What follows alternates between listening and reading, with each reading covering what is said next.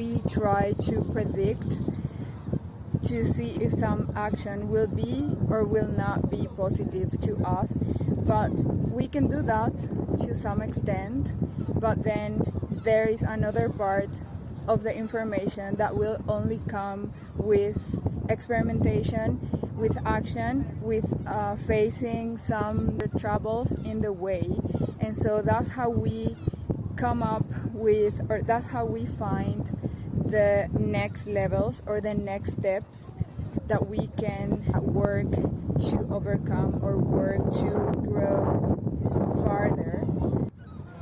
So that part of our mind, that is our frontal cortex, is in charge of the decision making, in charge of evaluating different possibilities, different situations. So its job is to actually make sure that we will survive and that we will not get harmed with the action that we're going to pursue. But sometimes when that part of the mind is overly active, it can become a hindrance when you're trying to actually get out of your comfort zone, or get out of the fear to failure, or get out of some past habits that were positive perhaps in the past, but they are not exactly what you need to do now with these new objectives that you have.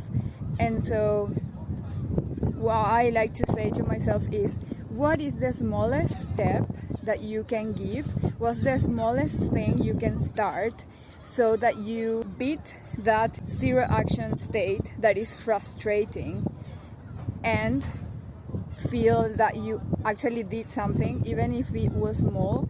You already did something, and then you need to just give another step and another step. And the great thing of that is, like, if you are a person who is deeply interested in self-improvement, normally we end up not being too happy with the first step, or maybe we feel that we can improve that farther, and that's what keeps us going. And so it's kind of like a way of tricking our mind, so we can, okay, I will just do this little tiny step that will take only 2 to 5 minutes, but then your mind enters to, hopefully, the zone where you are actually focused on that activity or action, and then you go farther, you reach 10 minutes, and then you lose track of time, and then you end up doing that priority action for longer, maybe half an hour, maybe 45 minutes, or 1 hour, or 1 hour and a half. And so that's you going from the zero action frustration to the tiny steps progress. And I think that's one of the best techniques that I have used in sports, in research, in cognitive, my own cognitive development, to learn new skills, learn new languages. It's like just throwing myself out there to do the thing, despite like, even if I don't do it perfectly. And yeah, another useful strategy that I developed with my patients, with people that I advised, is to find something. I also developed that due to my own therapy process, trying to beat perfectionism.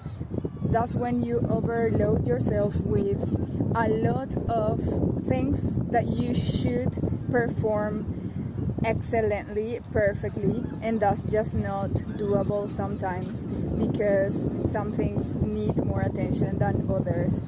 And so to find the thing that I am actually naturally, innately, now is second nature to me, that I am naturally good at, and then reverse engineer from that skill to how did I actually start perfectioning? How did I actually start becoming good at that skill? And so that helps me to go back into the process that I used to actually be good at cycling or start running. Like, I used to hate running, and now I just feel like I feel some pain, muscular pain sometimes, but I just feel free when I do it, and I look forward to do it. But that didn't start in that way. It started like me being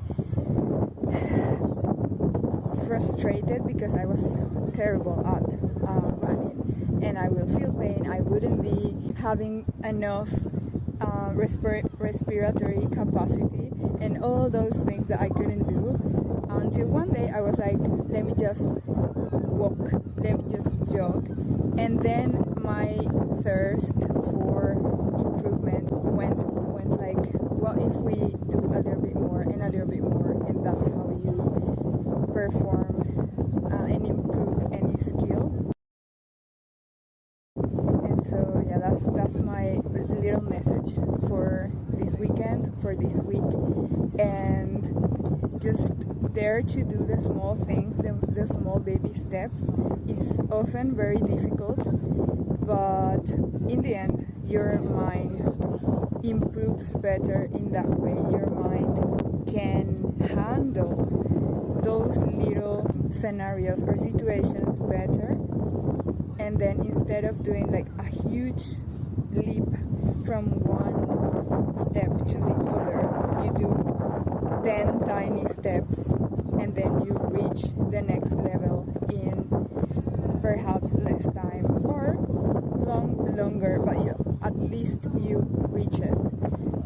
There's a saying out there, better done than perfect. And so stay strong, stay curious, be a daredevil and jump in some adventures this weekend.